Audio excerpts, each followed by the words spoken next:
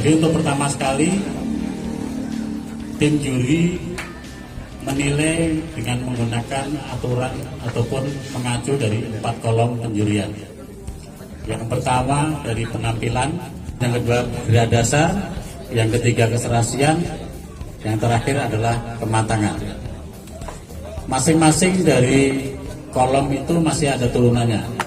Kayak dari penampilan ada keseimbangan visual, kemudian ada realitas alam dan penjiwaan. Jadi untuk 1 poin saja sebetulnya cukup mewakili untuk menilai dari keseluruhan.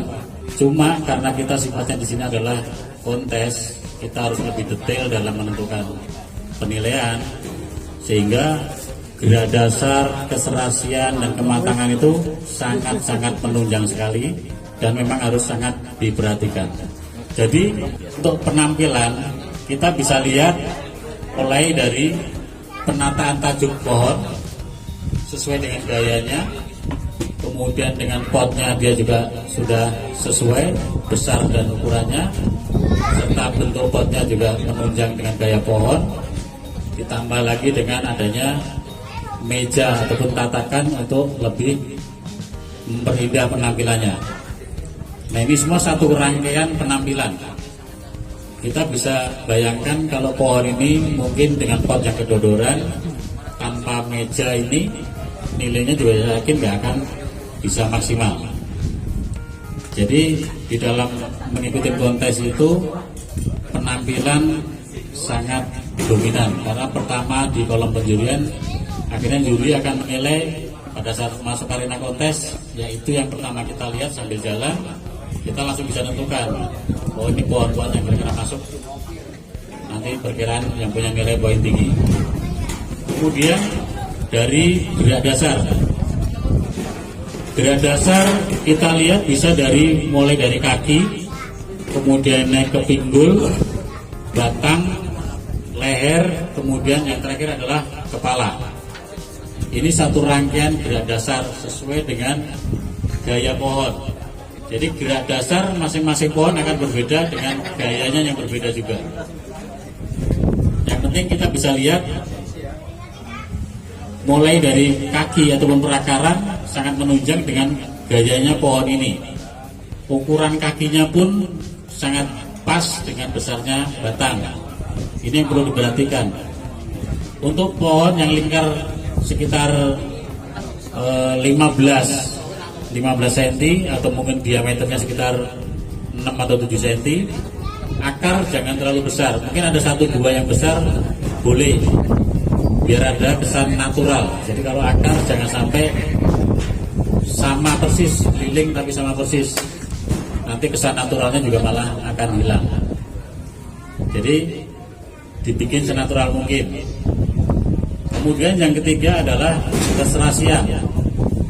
Keserasian adalah pertama kali antara pohon dengan potnya, serasi atau tidak. Kemudian peletakan pohon di dalam potnya tepat atau tidak dengan gaya pohonnya. Ini contoh pohon dominan goyang ke kanan, otomatis dia peletakannya dari posisi asnya pot geser sedikit ke kanan. Ini pohon artinya ke kiri, mohon maaf, kuat ke kiri. Pohon kita sedikit geser ke kanan untuk memberikan ruang sebelah kiri lebih luas. Karena untuk pohon ukuran small, peletakan beda 1 cm saja sangat menentukan. Karena nanti keseimbangan visualnya akan berbeda. Coba kalau ini taruh di tengah persis, pasti juga nggak enak. Tapi kita dengan memberikan geseran sedikit ke kanan, memberikan ruang di kiri lebih luas, akhirnya terjadilah keseimbangan visual yang kita harapkan. Kemudian yang terakhir dari 4 kolom penjurian adalah kematangan, di mana kematangan yang paling menentukan adalah batang, cabang, ranting, daun. Kuncinya kematangan adalah ada di ranting, cucu ranting. Kalau ada daunnya, dia dengan daun yang sudah kecil. Jadi kalau nanti teman-teman bisa bandingkan antara pohon ini, kenapa dia bisa menjadi terbaik kedua, dibandingkan dengan pohon yang lain yang ada di arena kontes.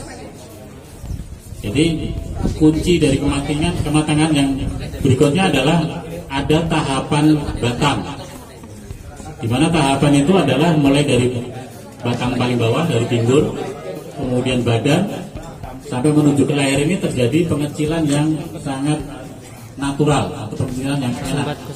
Mungkin kalau istilah teman-teman di Jawa kebanyakan apa ya? Ngepen. Ngepennya enak. Tidak ujuk-ujuk ngepen. Ya, ujuk-ujuk ngepen itu potongan besar atau potongan di atasnya kecil sudah dipasangkan jadi. Nah, itu terjadi putusnya garis gerak dasar. Jadi kalau kita tarik garis lurus ke atas, terjadi berhenti dulu di posisi bekas potongan lama. Tunas yang ke atas yang tumbuh itu masih belum proporsi sudah dijadikan. Itu yang akan menjadi ketimpangan ataupun kematangannya tidak sempurna. Kemudian kematangan yang kedua di kematangan cabang, adanya tahapan-tahapan cabang. Untuk membuat tahapan cabang, prosesnya hampir sama dengan tahapan membuat batang. Cuma kalau di percabangan ini karena diperlakukan seluruh arah cabang yang sama, kemungkinan akan lebih cepat. Jadi untuk pohon sekecil ini aja kita membuat cabang paling bawah yang paling dominan ini.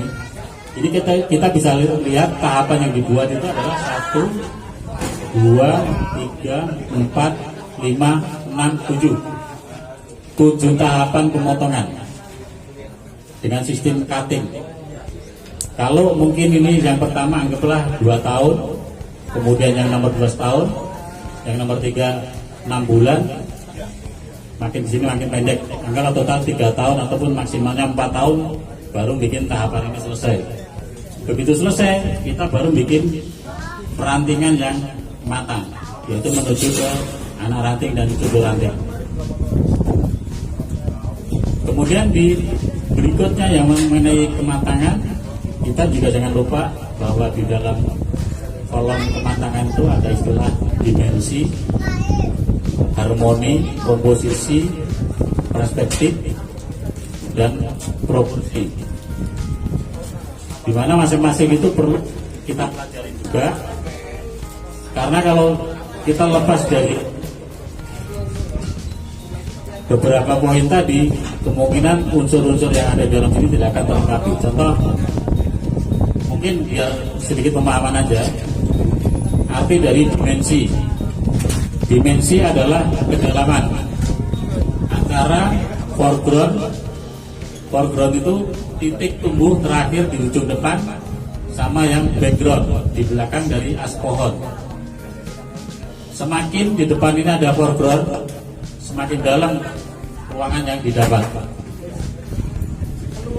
Jadi kalau teman-teman membuat pohon, sebaik mungkin kalau dilihat dari atas itu cenderung bulat.